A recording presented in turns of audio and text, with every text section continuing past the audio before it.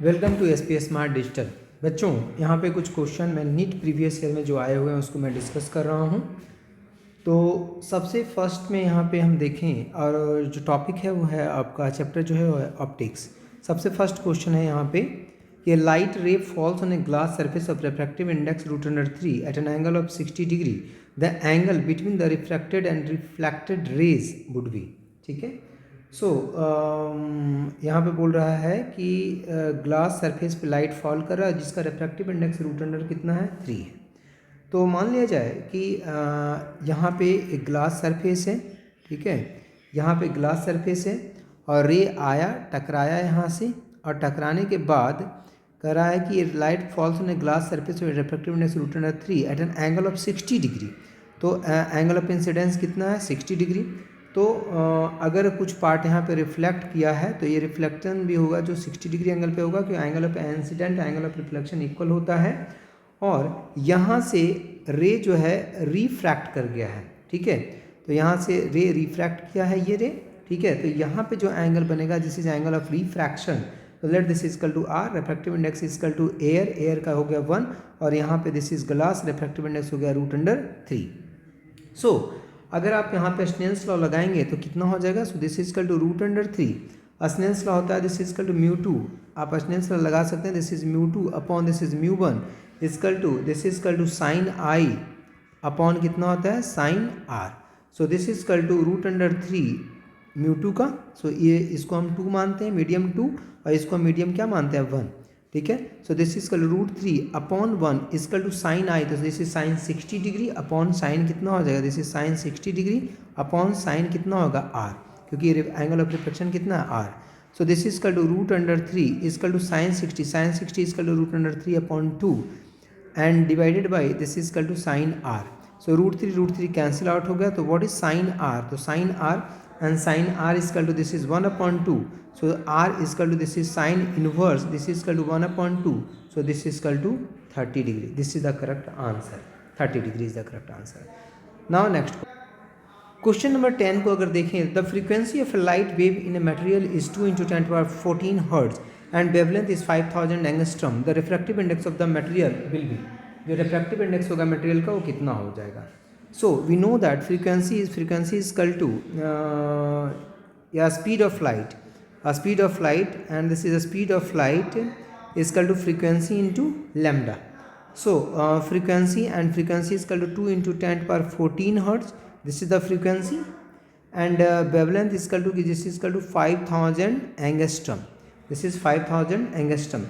So this is equal to 5000 into 10⁻10 meter. So if you are putting these values, so we can say we have frequency and we have lambda. So v is equal to, what is v, the frequency into lambda, so 2 × 10⁻14 into 5000 into 10⁻10. so this is equal to, यहाँ पे calculate करेंगे तो इसकी value हो जाएगी, velocity जो है इसकी वैल्यू, तो ये तो पता ही है कि वेलोसिटी इज इक्वल टू 3 × 10⁻8 होता है। तो यहाँ से भी देखो वही आ जाएगा, 5 2 जा कितना हो जाएगा 10, सो 1 कितना 4 टाइम 0 इंटू 10 कितना हो जाएगा 14 और 10, सो दिस इज 10⁻4, और 10⁻4 into 10⁻4, so this is equal to velocity is equal to 10⁻8, sorry, velocity is equal to 10⁻8 metre per second. Now what is refractive index, तो इस मीडियम में वेलोसिटी 10⁻8 मीटर पर सेकेंड है। So what is refractive index, तो refractive index is equal to a speed of light in a vacuum divided by speed of light in a medium. So medium में speed हमने निकाल लिया है। So this is equal to 3 × 10⁻8 and divided by this is 10⁻8. So what is refractive index, so refractive index is equal to 3. So refractive index 3 is the correct answer. Now next question. Next question देखें यहाँ पे, a small coin is resting on the bottom of a beaker filled with liquid. A ray of light from the coin travel up to the surface of the liquid and moves along its surface. How fast is the light travelling in the liquid. ठीक है, सो अगर हम देखें यहाँ पे तो ये आपको 3 सेंटीमीटर गिवन है, यहाँ पे 4 सेंटीमीटर गिवन है. Let this angle is I, this is angle of incidence, so this angle is I. And अगर ये यहाँ से रे आफ्टर रिफ्रैक्शन, रे अगर सरफेस के अलॉन्ग जा रहा है, इसका मतलब टोटल इंटरनल रिफ्लेक्शन है. And we know that total internal reflection है 1/μ equal to this is equal to sine i, Snell's law लगा देंगे, सो साइन 90, या सीधे लिख सकते हैं कि sine i c equal to 1/μ होता है। So this is equal to, अगर इसकी वैल्यू पुट करेंगे तो mu and mu is equal to this is equal to 1 this is sine i, so this is equal to 5/3, क्योंकि ये 4 है और ये 3 है, तो दिस इज इक्वल टू कितना होगा, पाइथागोरस लगाओगे तो दिस इज 5 आ जाएगा, क्योंकि दिस इज रूट अंडर कितना हो जाएगा 4 का स्क्वायर प्लस 3 का square, so this is 5. So 5/3. So what is the speed in the medium? So this is c/μ. So this is equal to 3 into 10 power 8 divided by this is 5/3.